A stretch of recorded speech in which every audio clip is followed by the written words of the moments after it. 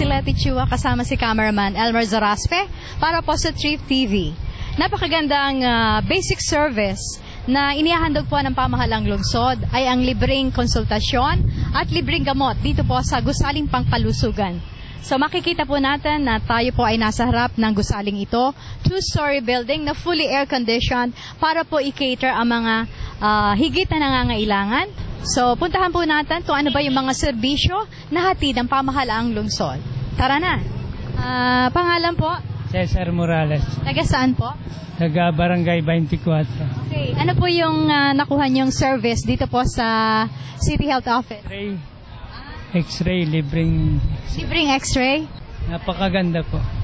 Ayon sa aming mga senior dito sa maraming benefits. Aside from yung pong mga ganitong libreng konsultasyon at pa-X-ray, ano po yung benefit? May mga libre ding gamot pag meron sa pharmacy. Maraming benefits.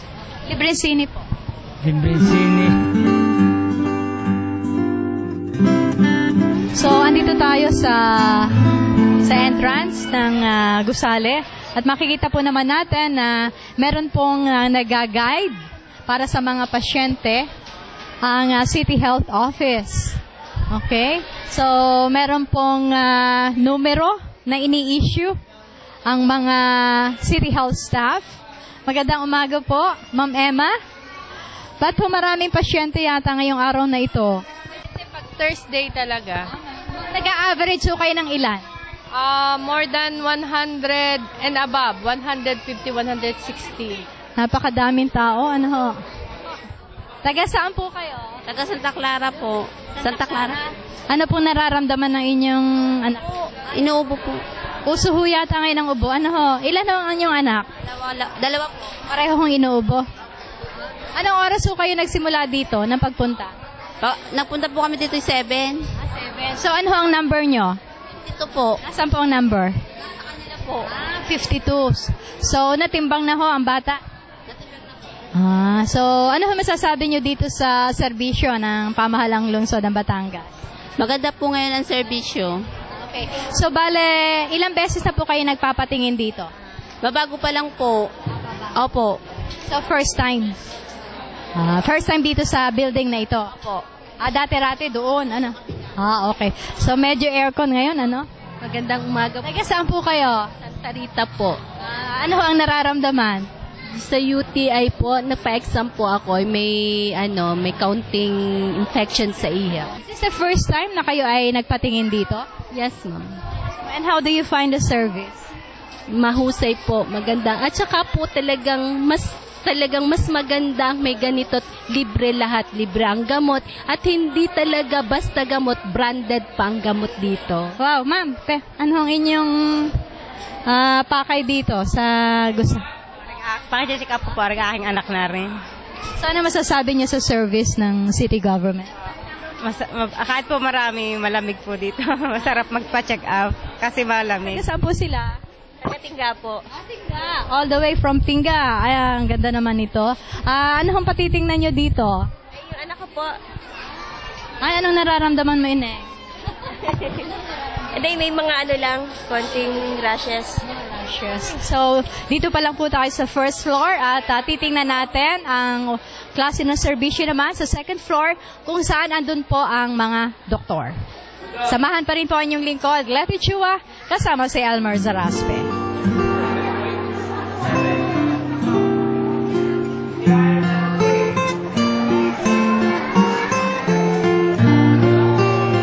Sa pagkakaalam natin, ang mga pasyente ay binibigyan ng numero and then bago sila tingnan ng mga doktor, ay sila muna ay kinukunan ng blood pressure and then pumupunta po dito sa timbangan, para sila ay i-assess o timbangin. And then makikita po natin doon sa dulo, meron pong mga nurses at staff at City Health na nag-i-interview ng mga pasyente kung taga saan at kung ano ba yung nararamdaman. So meron silang medical records dito. So, andito tayo sa pinakang reception at counter kung saan ang mga nurses dito sa City Health Office ay ini-entertain po yung mga clients nila o yung pasyente. At kasama natin dito si Miss Cel Garcia, head nurse ng City Health Office. Kumusta naman ang mga pasyente dito, ang clientele nyo? Ma'am, okay naman po. Araw-araw po marami kaming pasyente. Average po siguro ay laging 100. Iba't iba yung mga sakit na ating binibigyan dito ng paglilingkod. Ngayong araw na ito, may tayong diabetes clinic para sa matatanda. Kinukunan sila ng FBS cholesterol monthly. Yun naman pong ating mga ibang pasyente, yung mga karaniwang mga sakit na ang pinakamadami po siguro lagi ay yung upper respiratory infection. Ang nangyayari po ay sila naman po nabibigyan namin ng maayos na serbisyo. Naghihintay nga lang po sila dahil may kumbaga first come first serve din po tayo. Pero in case of emergency, inuuna naman po natin yung mga dapat i-priority. Kung anong sakit yung dapat unahin. Kung ano yung problema ng pasyente, amin pong tinatanong sa kanila ng maayos. So, hanggang 5 o'clock itong inyong medical services at nag-e-extend naman kayo kung kinakailangan. Yes, ma'am.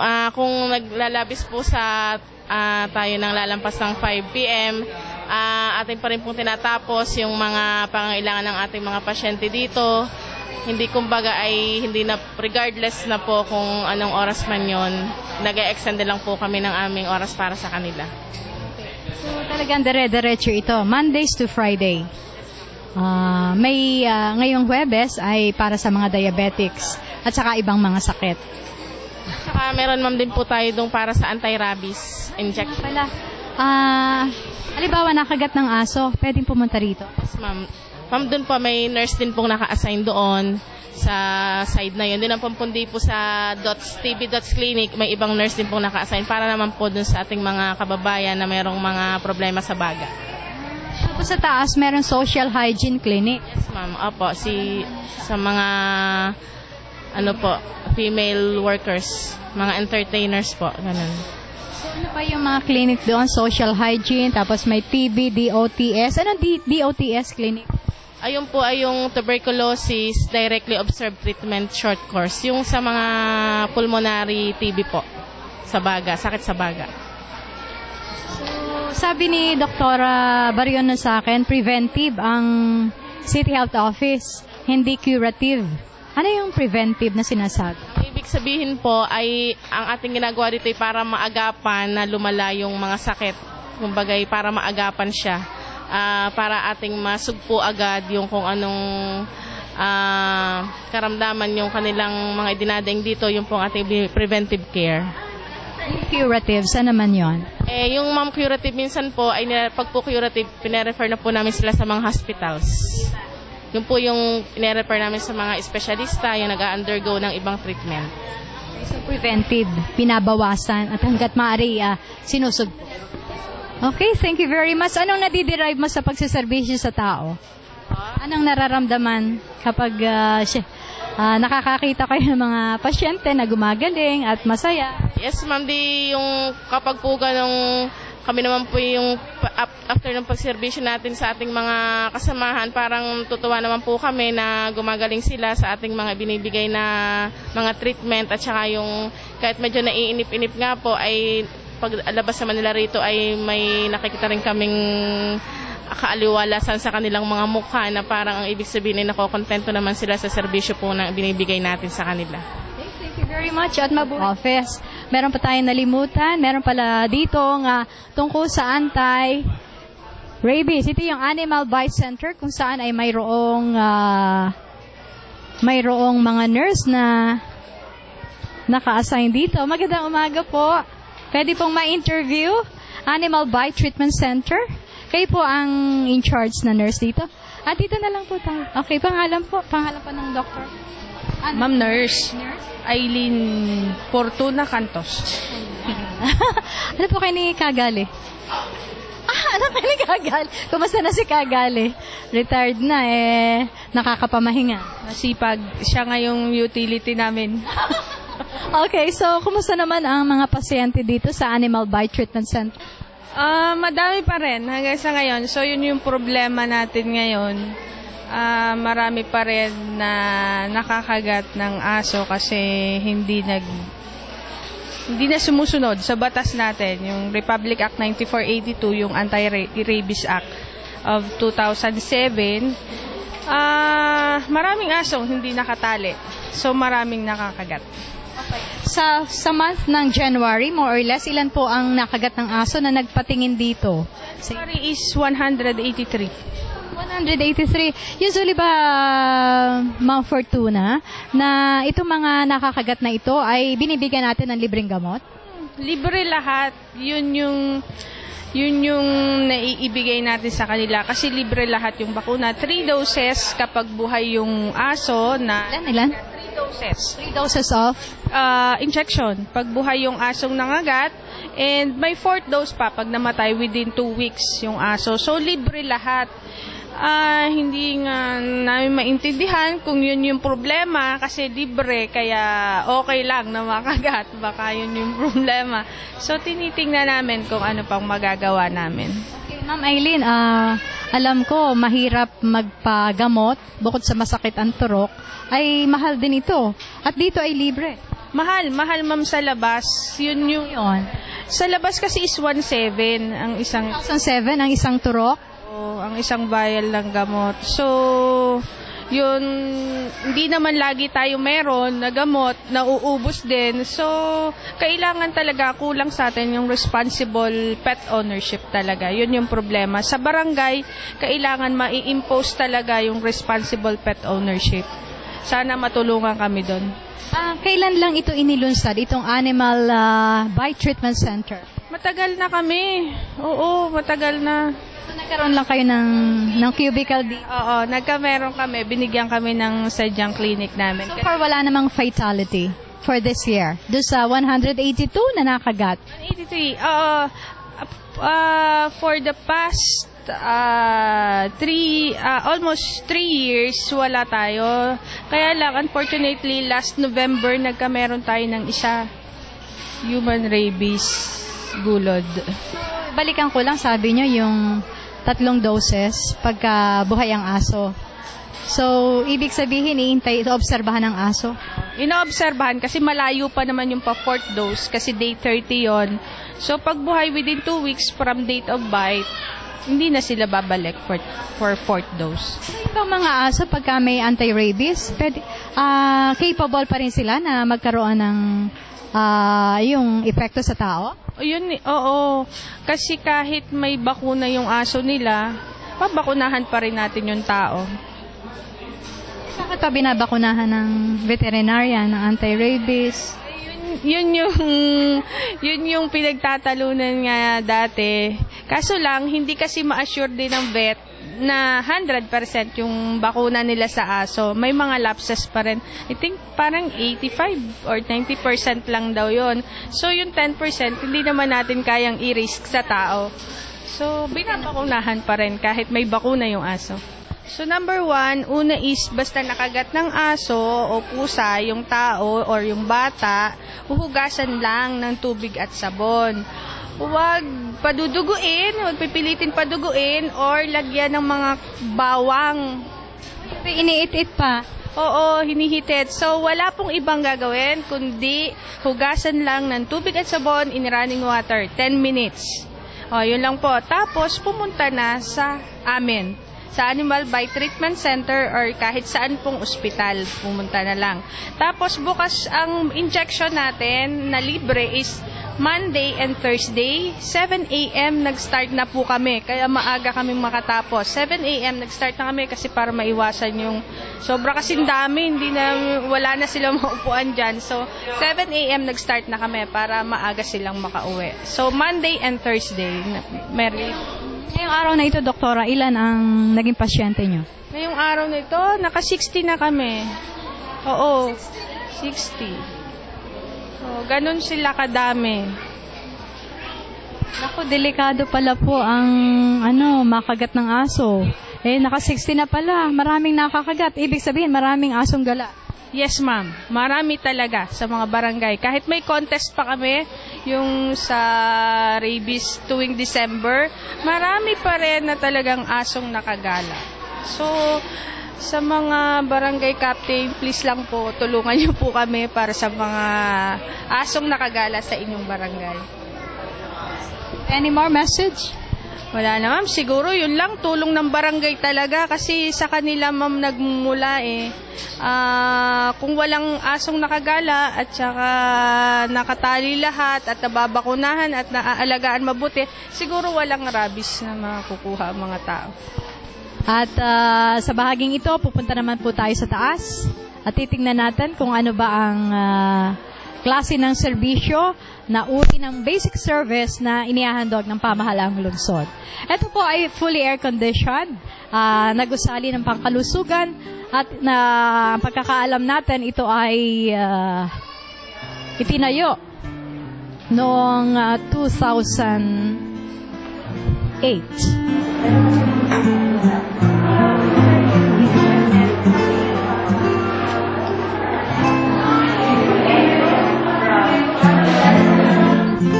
Okay, so narito tayo sa second floor ng gusaling pangkalusugan kung saan ating kakapanayamin ang isa sa mga nag-avail ng medical services dito po sa City Health Office. So magandang umaga po. Magandang umaga rin naman. Pangalan po? Mercedes Baez ho. Kayo po ay kasama sa Sweet Company. Diabetes? Ano?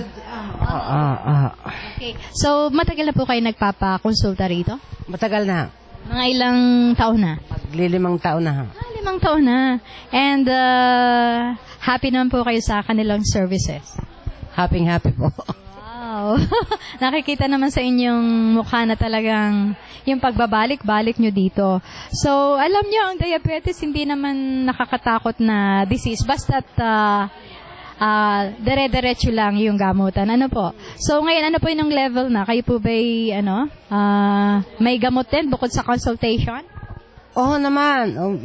May gamot ho kaming libre kaya pabalik-balik nga kami rito ay dahil talaga naman libre ng doktor ay libre pa ang gamot. Kumbaga, karugtong na lang nito ang aming binibili. Malaking kaminusan ho para sa amin. Okay. So, meron kayong record dito, ano ho? Ayan. So, sino po yung doktor ninyo na regular na tumitingin sa inyo? Si Dr. Baby Gonzales ho. Taga saan po kayo? Talumpok ho, Talumpok East. So, galing pa kayong Talumpok. Sarap po doon ang hangin. Kahit naman ho dito sa bayan, malamig din. Malamig po dito, air condition, ano po? Dahil kahit ho sa baba, malamig din. Kumbaga talagang napakalamig ng klima. Ano po yung masasabi nyo sa administrasyon ni Mayor Vilma Abay di Makuha? Wala naman po akong masabing masama, pero napakabuti po ng kanyang administrasyon. Ito na nga, itong programang ito talagang malaking katulungan na para sa mahirap. Well said.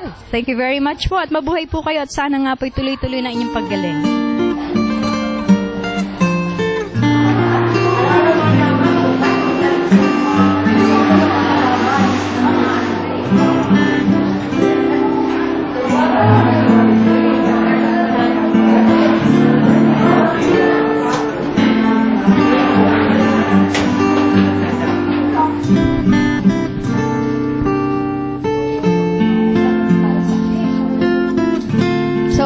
Sa office, sa clinic ni Dr. Babylyn Gonzales, City Health Officer 1 at marami siyang inaasikasong pasyente. At habang naghihintay si Madam ay ating interviewin. Pangalan po? Jovita Hernandez po. Taga saan po si Ma'am Jovita? Taga Libho, Tangisan. Okay. So, kayo po ay gamot lang ang kukunin dito? Tingnan na po ako ng doktor kaya ako bibigyan ng gamot. Ano pong gamot yon? Para saan? Sa cholesterol po. Tumataas po ang inyong cholesterol? Tumataas. Ngayon binago ang aking gamot kaya sabi sa akin, babalik pa ako sa 15 at titingnan uli ang aking cholesterol. So malaking bagay po na may libreng gamot dito? May libreng gamot. Awa ng Diyos. Kaya kami dito nagpapatingin mga senior citizen. So siguro, bawal ang taba pagka may cholesterol. Bawal po, lagi na lang bulang lang sawa na sa gulay at istang. Ba, kung gusto niyo humaba ang buhay, edi susunod po kayo kay Doc. Tama, nasunod. Ano pa masasabi niyo sa administrasyon ni Mayor Vilma Abaydi Macuja? Magaling po. Awa ng Diyos, nakakagaling sa katulad naming matatanda na kailangan ng gamot. Okay. So, hindi ako nagpapagamot. Interview lang kay Dr. Babylin Gonzalez. So, napakaganda ng feedback ng mga tao tungkol dito sa nihahandog na medical services ng city government. Basically, 100 to 150 a day? Opo. Mga everyday yun, meron kaming mga 100 to 200 patients. Bata, matanda, lahat ng klaseng tao. Hindi ba napapagod ang doktor? Kasi ang span ng focus ng isang tao medyo konti lang, pero sa dami ng pasyente, hindi ba kayo napapagod? Medyo lang nakakapagod. Kaya lang sa ngayon kasi, marami kaming doctors dito ngayon. Siguro, mga 8 kami, so nakahati-hati naman namin yung patient. Tsaka depende naman yung sa pasyente kung ano yung sakit, kung gaano kagrabe, or kung simple lang, hindi madali lang. Dito po sa City Health Office, libre po ang konsulta, libre din po ang ating mga gamot. Araw-araw po tayong bukas, from 8 to 5.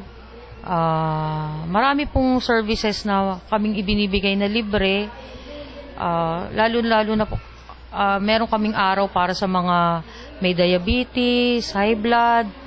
Yun po ay tuwing Miyerkules, Huwebes, Biyernes. At anytime po kung ano pong sakit, ay pwede po kayo magkonsulta dito sa City Health Office.